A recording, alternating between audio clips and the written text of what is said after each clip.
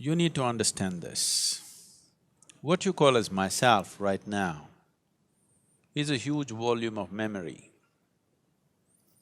Your body is the way it is simply because of the genetic memory that it carries. You have your mother's nose, your father's complexion and something else, your grandfather's something else, simply because what you call as your body is a complex amalgamation of memory. A very ancient memory lives in your body. What you call as my mind is 100% memory right now. So you are a huge heap of memory in many ways. And memory goes into you in different ways. Through all the five senses, you gather memory. What you see, what you hear, what you smell, what you taste, what you touch. Of all these five different ways of gathering memory, what you see and what you touch are the deepest forms of memory. Especially what you touch creates a certain level of memory in the system. So when you say a spouse, you have touched, and there is a certain level of memory. Now, your divorce means in some way you're trying to rip that memory off, and that's not going to be easy for various reasons.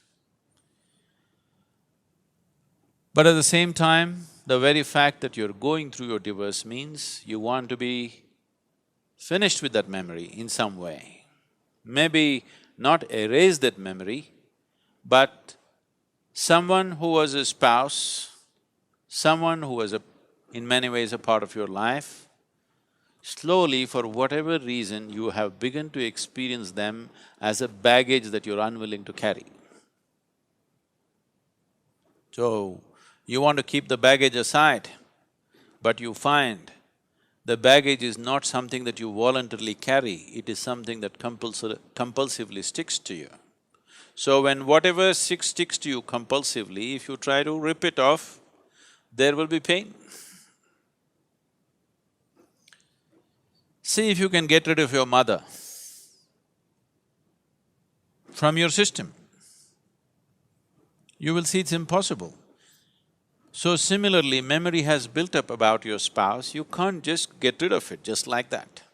If you do it, even mentally, psychologically, if you're equipped to do it, you will still see the whole system will go through a certain level of suffering invariably.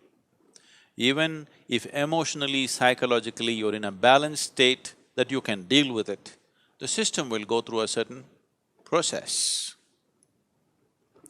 You will see that especially when you are taken away from your spouse, either through divorce or death, you will see the memory within your system plays up much more strongly when they're not here. Particularly when death happens, you will see the memory of your spouse works in every cell in your body, if you have lived long enough together. It is not just an emotional and psychological process, it is a very physical process. So divorce is a voluntary death.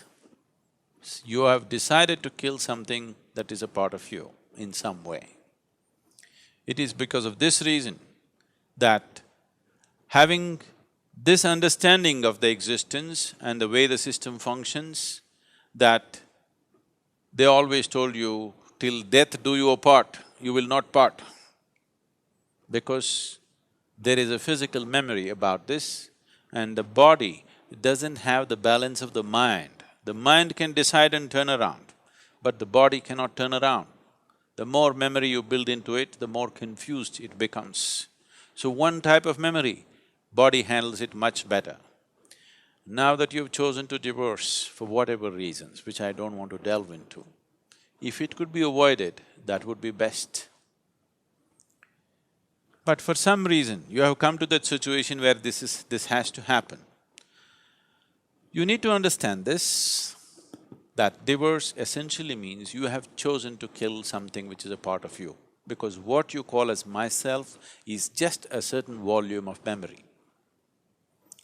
Now, to how to conduct this gracefully. Most people think the best way to conduct a divorce is immediately jump into another relationship and another relationship of the same kind. No, you will cause much more struggle and turmoil within the system by doing that. It's extremely important the body has enough time to work out the memory. The body has enough time to keep the memory at a certain distance. Otherwise, you will render yourself to a space where to make yourself peaceful and joyful will become an extremely hard thing to do in your life. So conducting this process gracefully and well is important, as it is important to conduct every aspect of your life gracefully and well. Now, two people who have shared their emotion, their body, their sensations and their living spaces. Ripping it apart is because two memories have merged in many ways. Ripping it apart is almost like tearing yourself apart. Even though you might have begun to almost come to a place where you can't stand the person anymore, still it hurts. Simply because you are trying to rip out a memory which is you, because you are a bundle of memory. If one does the necessary spiritual sadhana, if one does sufficient inner work to establish these energies, which is yourself, you are only divorcing your spouse, you need not divorce yourself. But you need to understand this, you have already divorced yourself, you are quite divorced from your own self. Your existence has been nurtured by making a bond, a partnership or a bondage, depending upon how you conducted this, to make yourself feel whole in some way. Most partnerships of this nature are made because by yourself you would feel insufficient, incomplete, but that's not how life is. This is a complete life process by itself. It does not need any assistance from outside. So now that you come to such a situation, it is time to turn inward and see.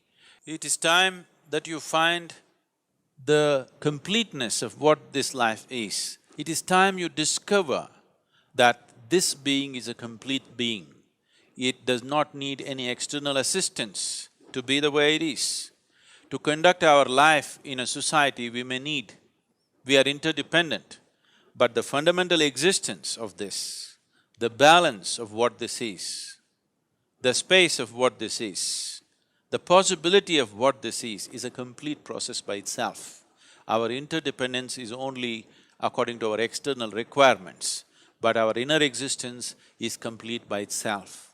You are divorcing your spouse, which is bad enough. Do not divorce yourself from yourself.